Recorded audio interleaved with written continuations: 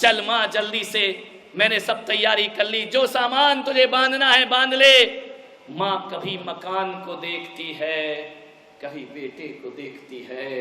अरे बेटा जब छोड़कर चला गया था, इसी मकान ने उस माँ को पनाह दी थी। इस मकान की चार दीवारों ने जिसे जीवन दिया था, वह देख रही है मकान को, जिसकी एक एक ईंट को मैंने ऐसे संभाला है जैसे अबोध बच्चे को कोई माँ संभाला करती है। बेटा गया प्रॉपर्टी डीलर के पास और माँ यहाँ मकान की दीवार पर हाथ फेरती है। मेरे पति की अंतिम निशानी विधवा सावित्री जब उस मकान के बिकने की बात सुनती है, ऐसा लगता है जैसे कोई सीने से कलेजा निकाल रहा हो। लेकिन उसने सोचा कि जब बेटे के साथ जाना ही है, सच तो कह रहा है, एक ही तो मेरा बेटा है, और जब मैं वहां रहूंगी इस मकान की देखभाल कौन करेगा। आनंद फानन में औने पौने दाम में मकान बेच दिया गया। जितना पैसा मिला ले लिया, रजिस्ट्री कर दी गई दूसरे के नाम। अब माँ ने कहा चल बेटा, मैं एक बात तो बता, मेरा पोता कितना बड़ा हो गया। माँ 4 साल का हो गया है, बहुत याद करता है, कहता है मुझे दादी से मिलाओ, मेरी दादी कैसी है। माँ की ममता उमड़ पड़ी। बच्चों से ज्यादा प्रेम माँ का अपने पोते पर हुआ करता है। बेटा ऐसा लग रहा है कि पंख लगा के मैं उड़ जाऊं। माँ पंख लगा के ही चलना है। बोले क्या मतलब? बोले हवाई जहाज हमारा इंतजार कर रहा है, चलो। बेटे ने बिठाया उसे कार में, एयरपोर्ट की ओर ले गया। एयरपोर्ट में जैसे ही पहुंचा, वहां बोला माँ तू इस चेयर पर बैठ, मैं जब तक बोर्डिंग के सब जांच करा लेता हूं, जाकर के वीजा वगैरह सब कंफर्म कर लेता हूं, तू इंतजार कर यहाँ बैठ। सुबह 9 बजे बेटा अंदर गया। 9 बजे से 10 बज गए, 11 बज गए, 12 बज गए, दोपहर को 3 बज गए। माँ इंतजार कर रही है। बगली क्या जाने अनपढ़, उसे क्या मालूम कि भीतर कैसी जांच चला करती है। वह उठ करके चेयर से एयरपोर्ट में जब अंदर जाने लगी, लोगों ने रोक दिया, तुम अंदर नहीं जा सकती हो। माँ ने कहा मैं क्यों नहीं जा सकती हूँ, मुझे अमेरिका जाना है, मेरा बेटा मुझे लेने आया है। अंदर देखो, मेरे बेटा पूरी जानकारियां ले रहा होगा, मेरा वीजा कंफर्म करा रहा होगा, पता करो। अंदर से आवाज आई, भीतर कोई पैसेंजर नहीं है। माँ ने कहा ऐसा नहीं हो सकता, मेरा बेटा मुझे यहाँ बिठा करके गया है, पता करो जरा। देखा लिस्ट में रवि नाम का कोई लड़का, बोले रवि नाम का लड़का है और वह 10 बजे फ्लाइट से अमेरिका जा चुका है। और उस माँ को इंतजार करते हुए वहीं छोड़ गया।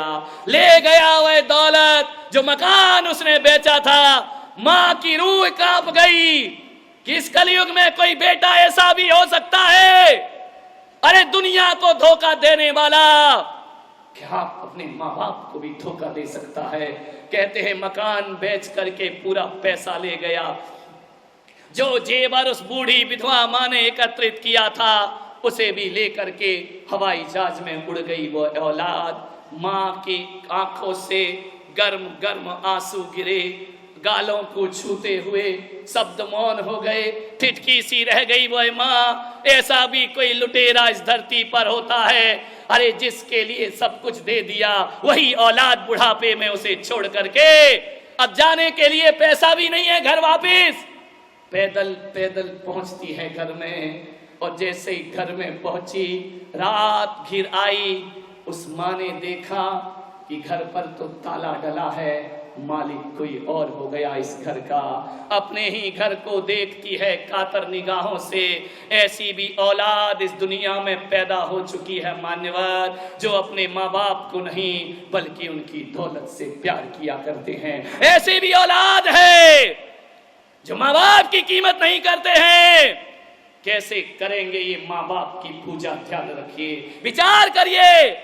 सारी रात बैठी है चबूतरे पर, देखती है कि सुबह से भोजन कराया मैंने उसे, कितना इंतजार किया, कितने ख्वाब उस बेटे ने दिखाए, बार बार देख रही है। और कहते हैं उस रात अपने ही घर के चबूतरे में वह गुजारा करती है, रात वहीं सोती है। और ऐसी भी एक कहानी कहती है कि वह माँ विगत 6 महीने से उसी चबूतरे पर रात गुजार रही है। मकान मालिक ने कहा कि माँ तू छोड़ना, अब क्यों आती है इस घर में, इस घर को मैंने ले लिया है। वह माँ कहती है अरे तेरी व्यवस्था हम कहीं और करा देते हैं।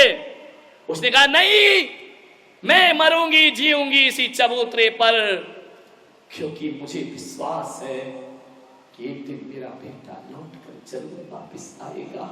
इसी आस में मैं यहाँ पर जीती रहूंगी। बस मुझे कुछ नहीं चाहिए, इसी चबूतरे पर सोने दो, इसी चबूतरे पर रहने दो।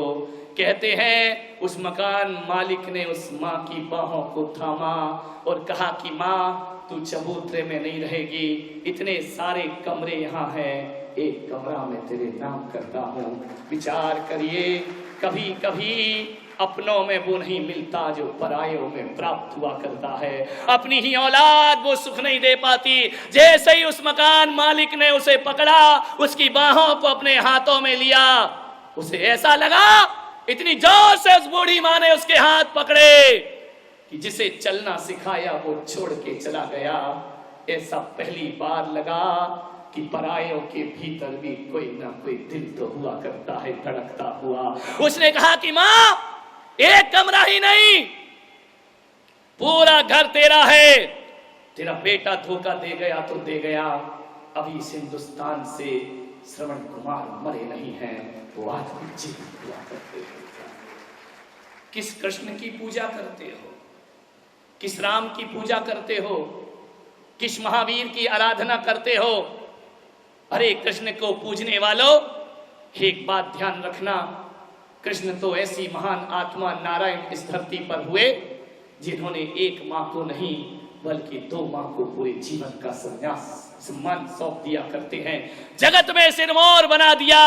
उन्होंने दुनिया से कहा कि जन्म देने वाली ही माँ माँ नहीं होती है, कोई पालने वाली यशोदा भी जगत जननी कहलाया करती है। ध्यान रखें, क्या करते हैं हम अपने घरों में?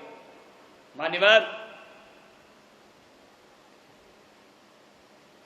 कैसा हमारा घरों के वातावरण बन रहे हैं। मुझे बहुत पीड़ा होती है जब कोई बूढ़े माँ बाप मेरे सामने आंसू बहाते आते हैं। वह कहते हैं कि हमारी औलाद हमें पूछती नहीं है।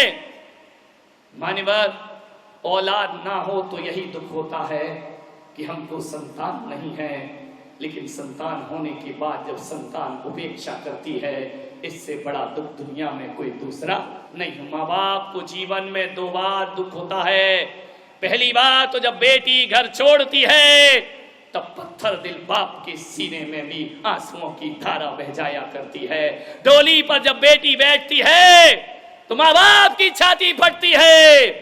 और दूसरी बार दुख तब होता है जब अपनी ही औलाद, अपना बेटा मुंह मोड़ता है, तो माँ बाप के जीवन में इससे बड़ा दुख कोई दूसरा क्या करते हैं हम लोग। जब हम छोटे थे, हमसे खाते पीते नहीं बनता था तो माँ बाप हमारा संरक्षण करते थे।